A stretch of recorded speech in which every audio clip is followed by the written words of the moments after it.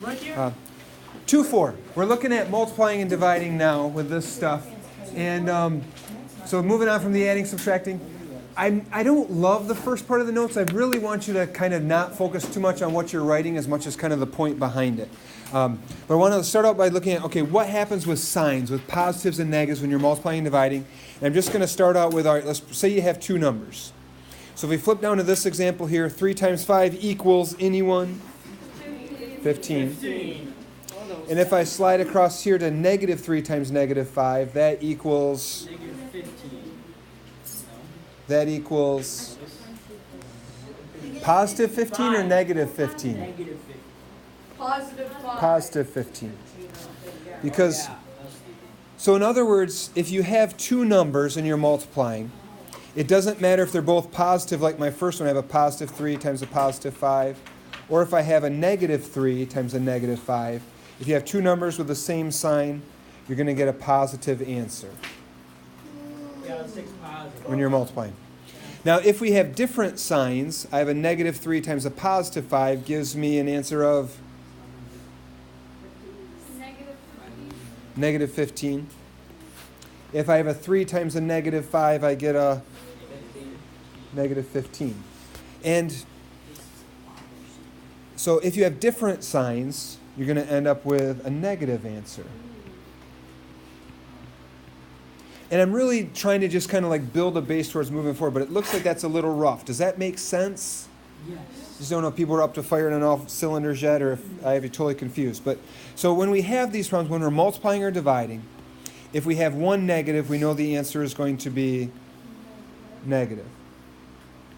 If we move across to the right, if I have two negatives, the answer is going to be positive. And the way I look at it this way, this is more the point I'd like you to get, that if you have two negatives, those are going to cancel. When I here have my negative 3 times my negative 5, this negative and this negative kind of cancel each other out, making the answer positive. Here I have a negative.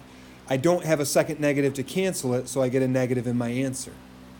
So if I jump down here to having 3 negatives, do you agree my first 2 negatives will cancel and become positive? But now I have that third negative is going to take my answer and make it negative. Jump over here to 4 negatives. Yep, because the first 2 are going to cancel and become positive. The second 2 will cancel and become positive, so we're left with all positives. So now, how do we kind of write our summary? I'm going to write it this. When multiplying, switch to red for dramatic emphasis, an even number of negatives equals a positive answer. Because every pair, every 2 you have are going to become positive. So if you have an even number, you have a certain number of pairs, which will all be positive.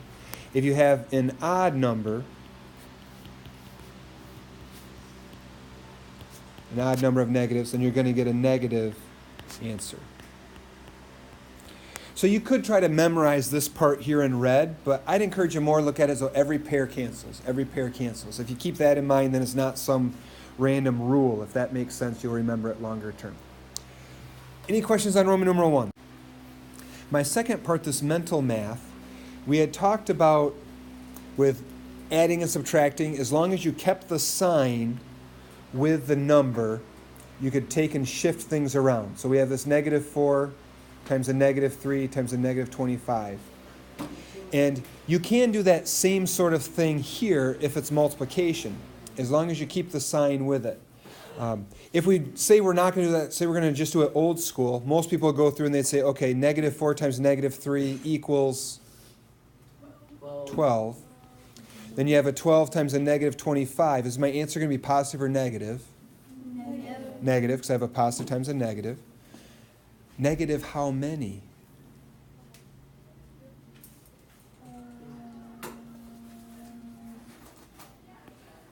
Here's how does anybody think of money when they do these? Yeah. Because this is like a quarter, right? Mm-hmm. How many quarters does it take to get $1? 4. So you agree if I have 4 of these 25s, I'm going to get 100? Yeah. How many groups of 4 do you have in 12? 3, because 3 times 4 is 12. So my answer ends up being negative 300. Because every 4 of these 12 gets me 100, and I have 3 sets of 4. So that's maybe, but it's at least a pain to do, right? Kind of fun, but okay. If you want to take this same problem and move it over to the side, well, we said you could switch around the order. If you take and switch the order of these two, so I'd have my negative 4, you have to keep the signs with it, times, next I'd have my negative 25, so I'm moving that one to the second spot, then times a negative 3. This might be a little easier because now negative 4 times negative 25 equals positive or negative? Positive, and I heard the 100, nice. Then I have that times my negative 3 gives me 300. negative 300. So, kind of the what am I really trying to say? We'll switch to purple just for fun. When multiplying numbers, you can change the order around.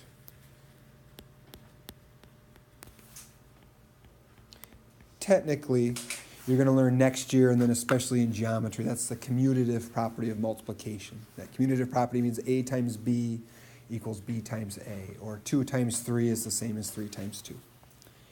Move on to Roman numeral 3 or questions? Okay. So inverse property of multiplication. So this is our last kind of chunk in the notes. When we talk about inverses, did we do those last year? Like if we said, what's the inverse of adding 5, you would say subtracting 5. Or what's the inverse of multiplying by 2? It would be divided by 2. Perfect. So inverses are things like times 2 divided by 2, or plus 5 minus 5. And the key is if you have a certain amount of money in your wallet, if I add $5 to your money, and then I take $5 away, I add 5, then I subtract 5. You're right back where you started, right? So inverses, because I want my $5 back, that's why I do that. But inverses, they undo each other. So inverses, or you could say because I'm cheap, each other. I took this job so then I get to hang out with you people. I didn't take it for the pay. But okay, if you have, what's the inverse of multiplying by 2? So that's kind of my, well, inverse of multiplying by 2 is to, yep, so for us we could say divide by 2 if you wanted to. I'm going to try to keep that like multiplication though. So I wouldn't worry too much about this. I'm trying to prove a point, but it's kind of hokey. If I do 5 times 2, that gives me 10, agreed? So I'm kind of saying, all right, I have my 5, I do this to it, and I end up at 10. Now I'm going to start at the 10. I'm going to try to say, well, times what gets me back to 5? So I'm kind of trying to say, what's the inverse of multiplying by 2? Which technically we'd say divide by 2, right? But if I'm trying to keep it multiplication, I didn't give myself room to work. That's bad planning with my notes. But 10 times what number is the same as 10 divided by 2? Go for it, Hank. Not a negative 2, because that give me negative 20, but good try. Do you see it, Tyler? Yeah, it would be 10 times negative. So 10 times 1/2 is going to get me back to 5. So in other words, it's easier. We're probably more used to seeing it as though times 2 and divided by 2 are inverses. But we're going to look at this as though it's times 2 and times 1/2, same as divided by 2, are inverses. Good? So let's see if I can get you to kind of do that in this next one. 5 times 4 is 20. So instead of multiplying by 2, we're multiplying by 4.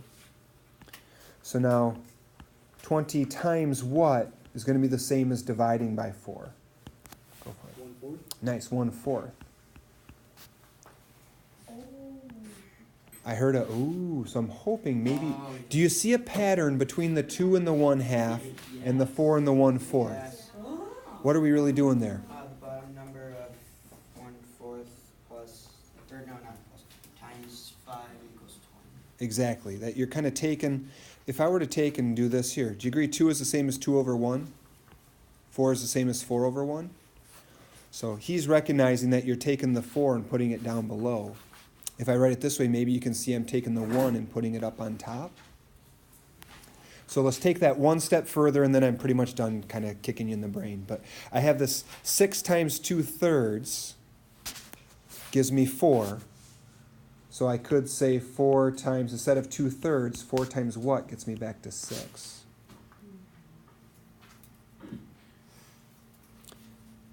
So we did 2 over 1 and 1 over 2. We did 4 over 1 and 1 over 4.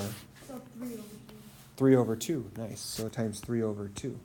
Really what we're doing every time is we're taking the R word, has to do with fractions. Reciprocal? Sorry, I stole your thunder. Okay. So if you flip the page over, we're on the home stretch. The way they write it is this, that way it works for all numbers. So if they say A over B is the multiplicative inverse, or undoes, if we flip A over B and get the reciprocal, it would be exactly B over A. And if we kind of unpack that, what are they talking about? So inverses, these are things that undo, right? So we're looking at A over B and B over A, they undo each other when you multiply. That's the multiplicative part. So 2 over 3 will undo 3 over 2. And now there's this thing here, I just typed it out for you. This inverse property of multiplication, I'm kind of just throwing it at you now. I don't expect you to be able to regurgitate it, to quote it or something on a quiz or a test. But you're going to see it, in geometry. But if you have the product of a number and its multiplicative inverse is 1. In other words, when we do that 2/3 times 3/2, you could reduce that right away. Or you could say 2 times 3 is 6 over 3 times 2, which is 6, and 6 over 6 equals 1. So some number times its multiplicative inverse is just going to equal 1. And the same would be true for those earlier examples. We had a times 4 and a 1/4. Well, you could say 4 is the same as 4 over 1. That gives you a 4 over 4, which equals 1. So if you have a number times its multiplicative inverse, it's going to give you 1. That's more just getting ready for geometry a couple years. You know it, you love it, it makes sense? Yeah.